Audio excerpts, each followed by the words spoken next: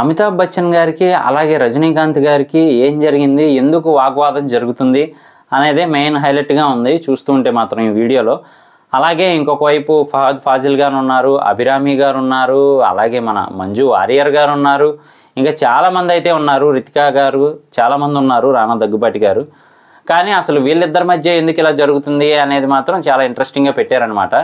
మన అమితాబ్ బచ్చన్ గారేమో ఒకవైపు అసలు ఎన్కౌంటర్ అంటే ఏంటి అంటే చంపడానికి అదొక పేరు అనే టైప్లో ఉంటే, మన రజనీకాంత్ గారేమో ముందుగా మనం జాగ్రత్త పడటం అనే టైప్లో అయితే ఉందన్నమాట.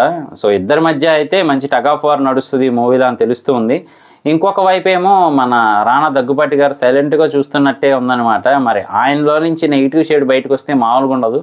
ఆల్రెడీ బాహుబలిలో, భీమ్లా నాయక్లో మనం చూస్తున్నాము ఎలా ఉంటుంది డిఫరెంట్ షేడ్స్ ఆయన యాక్టింగ్లో అని. సో ఇందులో కూడా మరి చాలా డిఫరెంట్గా ఉండబోతుంది ఆయన యాక్టింగ్ అని తెలుస్తూ ఉంది. అలాగే మన మంజు వారియర్ గారు అదేనండి ఇప్పుడు మంచి ట్రెండింగ్లో ఉంది కదా సాంగ్ కూడా వేటయ్యానని చెప్పి. సో ఆవిడ కూడా మంచి ఇంపార్టెంట్ ఉండే క్యారెక్టర్ ప్లే చేస్తున్నారు అని చెప్పి తెలుస్తూ ఉంది. అలాగే ఫహద్ ఫాజిల్ గారు కానీ వీళ్ళందరూ. కానీ మన సూపర్ స్టార్ రజనీకాంత్ గారు అయితే మాత్రం చాలా మెయిన్ రోల్లో ఉండబోతున్నారు.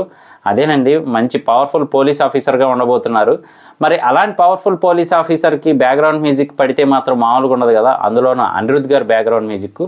సో జైలర్లో ఏ రేంజ్లో ఉందో వీళ్ళిద్దరు కాంబినేషన్ అర్థమైంది. మళ్ళీ ఇప్పుడు వేటయంలో అయితే సేమ్ కాంబినేషన్ రాబోతుందన్నమాట. జ్ఞానవేల్ గారి డైరెక్షను. ఇంకొక వైపు ఏమో అసలు ఖర్చుకు వెనకాడిని లైకా ప్రొడక్షన్స్, సుభాష్ కరణ్ గారు, మరి వీళ్ళందరూ కలిసి అయితే ఒక ప్రతిష్టాత్మకంగా తీస్తూ ఉన్నారు ఈ మూవీని.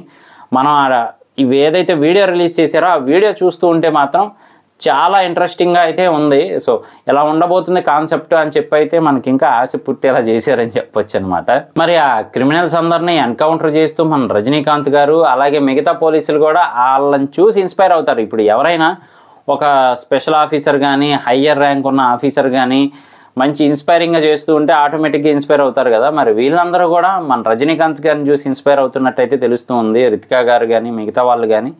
మరి అమితాబ్ బచ్చన్ గారు అయితే ఎందుకు అడ్డుపడుతున్నారో అసలు ఏంటి కారణం అనేది కూడా మనం వెయిట్ చేసి చూడాల్సిందే. సో ప్రస్తుతానికైతే ప్రివ్యూ అనే టైప్లో ఈ వీడియోని మాత్రమే రిలీజ్ చేశారు. మూవీ ఇంట్రెస్టింగ్గా ఉండబోతుందని మనకు చూపించారు. ఒక పోలీస్ స్టోరీ అని చెప్పి క్లియర్గా అర్థమవుతుంది. మరి ఫర్దర్ అప్డేట్స్ అవన్నీ మన ఛానల్లో ఎప్పటికప్పుడు వస్తూ ఉంటాయి. మిస్ అవ్వకుండా చూస్తూ ఉండండి. అలాగే మూవీ రిలీజ్ అయిన తర్వాత మూవీ రివ్యూ చేయడానికి కూడా ట్రై చేద్దాం. సో ఇలాంటి మరిన్ని రివ్యూస్ కోసం, లేటెస్ట్ అప్డేట్స్ కోసం మన ఛానల్ వెంటనే సబ్స్క్రైబ్ చేసుకోండి. నేను మీ ప్రసాద్. మళ్ళీ నెక్స్ట్ వీడియోలో కలుస్తాను. Love you all.